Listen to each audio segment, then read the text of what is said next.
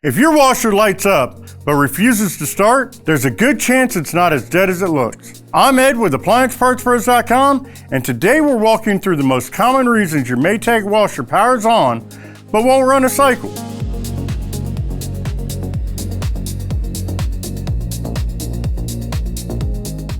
Let's start with the big one, the door lock assembly. This model is extremely sensitive to that lock. When you press start, the washer is waiting for one thing: confirmation that the door is fully locked. If it doesn't get that signal, it won't do anything. You might hear a faint click, or sometimes nothing at all. Here's a quick check. Close the door like normal, then press start. Now try it again, but this time push firmly on the door while you press start. If the washer suddenly kicks on, that's your giveaway. The door lock is weak and not consistently engaging.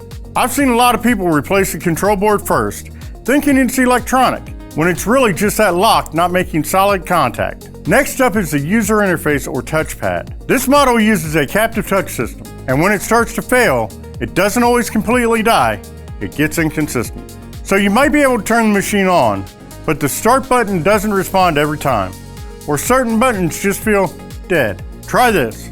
Select a cycle and press a few different buttons across the panel.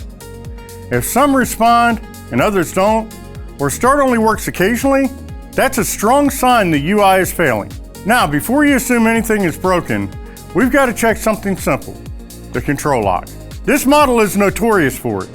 If the control lock is on, the washer can look completely functional, but won't respond properly. To turn it off, press and hold the end of cycle button for about 3 seconds. I've had people think their washers completely failed, and it was just locked the whole time.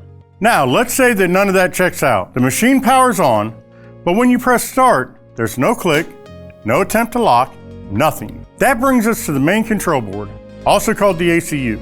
Internally, it uses relays to send power to the components like the door lock. If one of those relays fails, the washer just sits there, looking fine, but never actually doing anything. Before jumping to that conclusion though, there's one more thing that needs to be ruled out: power supply issues. This model has a noise filter and wiring connections that can loosen or degrade over time. That can cause intermittent behavior where the display works, but the machine acts unresponsive.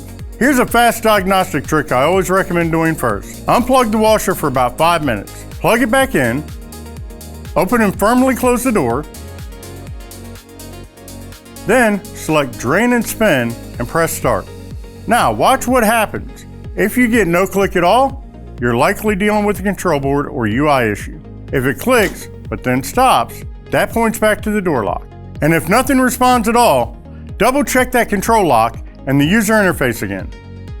Now, if you want to go one step further and actually confirm the door lock electrically, we can do that too. We're testing the electrical pathway here, so make sure your appliance is unplugged or the breaker is switched off. Find connector J7 on the control board and unplug the harness. Set your multimeter to measure resistance. Test pins 2 and 3 on the harness. This checks the lock solenoid coil. You should get between 60 and 90 ohms. If it reads open, the coil is burnt out. Then test the door close switch, pins 1 and 3.